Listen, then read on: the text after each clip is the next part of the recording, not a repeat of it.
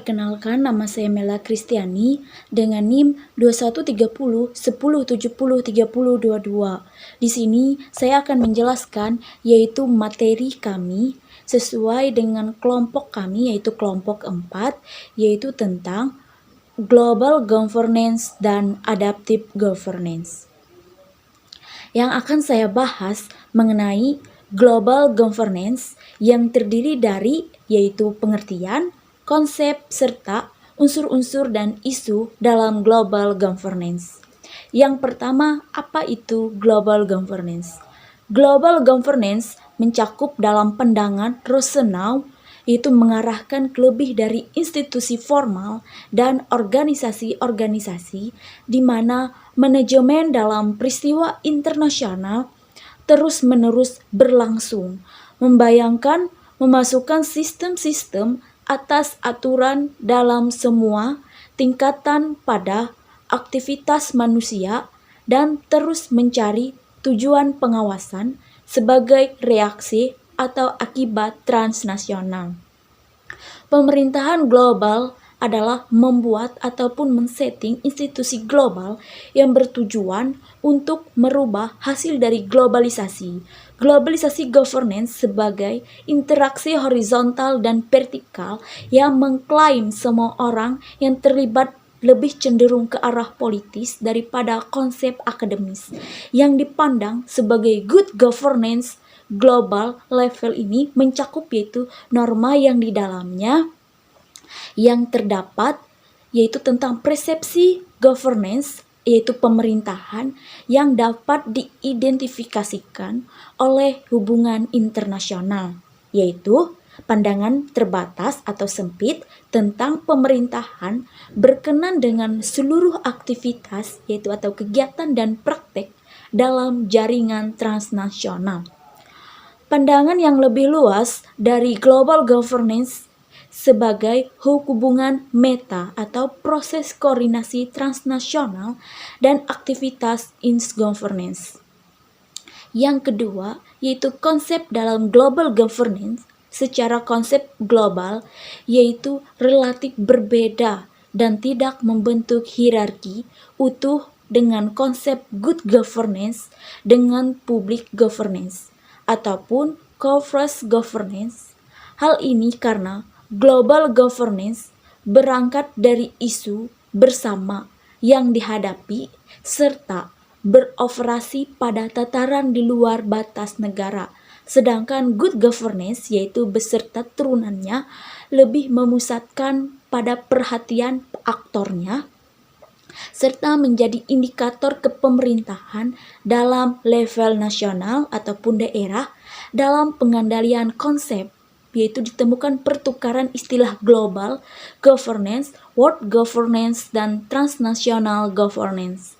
Sebagai sebuah konsep global governance masih miskin literatur dan baru menjadi wacana akademis sejak tahun 1990-an. Oleh karenanya, sangat wajar apabila muncul banyak pemahaman serta sudut pandang yang berbeda dalam memahaminya. Salah satu pengertian yang banyak dirujuk dalam memahami global governance antara lain dari Rosenau dan Kempspiel tahun 1992 yang menerjemahkan global governance yaitu pemerintahan tanpa pemerintah. Yang ketiga yaitu unsur-unsur global governance. Hukum internasional yaitu sumber hukum yang terdiri dari 5 hal, yaitu perjanjian-perjanjian atau konferensi-konferensi kebiasaan-kebiasaan umum, karya-karya tulis para cendekiawan yang diakui keputusan-keputusan pengadilan, dan prinsip-prinsip hukum umum.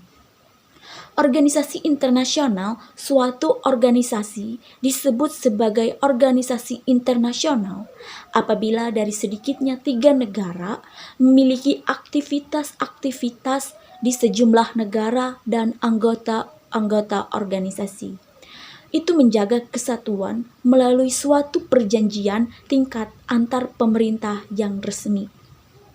Isu dan kunci global governance mungkin bagi kebanyakan orang yang membuat mereka tertarik pada tata kelola global adalah yaitu potensi yang ditawarkan untuk menangani masalah dan isu yang mereka anggap penting.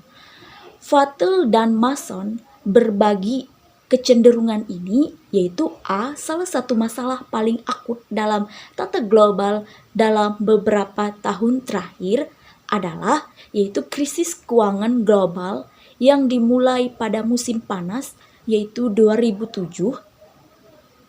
Krisis yang mulai setelah beberapa tahun booming perumahan dan pasar keuangan yaitu telah menunjukkan betapa pentingnya stabilitas keuangan global untuk kemakmuran yang berkelanjutan. B. Itu isu sentral dalam perintah global adalah ketidaksetaraan dalam kekayaan dan pertumbuhan yang memisahkan negara-negara kaya di utara atau di dunia maju, yaitu dari negara-negara berkembang di selatan yang relatif lebih miskin. C. Yaitu keamanan. Kita masuk pada penjelasan yang kedua, yaitu adaptive governance. Adaptive governance merupakan model yang lebih mengedepankan kepentingan masyarakat dengan cara memberikan respon cepat terhadap perubahan yang terjadi di lingkungan, dan model ini muncul akibat tidak kesesuaiannya antara karakteristik lingkungan dan cara kebijakan yang dibuat oleh organisasi pemerintah. Yang kedua yaitu konsep adaptive governance. Prinsip adaptive governance yaitu menerapkan prinsip-prinsip governance dengan mengacu pada perubahan lingkungan yang terjadi. Konsep dalam hal ini dipakai dalam rangka untuk menjelaskan kemampuan adaptasi governance dalam menghadapi tantangan atau hambatan eksternal. Kesimpulan dari global dan adaptive governance ini yaitu global governance dalam pandangan Rosenau mengarahkan lebih dari institusi formal dan organisasi-organisasi di mana manajemen dalam peristiwa internasional terus-menerus berlangsung, membayangkan memasukkan sistem-sistem tema atas aturan dalam semua tingkatan pada aktivitas-aktivitas manusia dan terus mencari tujuan pengawasan sebagai reaksi ataupun akibat dari transnasional atau fenomena sosial dan agenda penelitian yang muncul karena manusia semakin saling terhubung dan perbatasan ekonomi dan sosial antar negara, yaitu adaptive governance merupakan model yang lebih mengedepankan kepentingan masyarakat dengan cara memberikan respon terhadap perubahan yang terjadi di lingkungan, dan model ini muncul akibat ketidaksesuaiannya antara karakteristik lingkungan, dan model ini muncul akibat tidak sesuainya karakteristik dan cara kebijakan yang dibuat oleh organisasi pemerintah.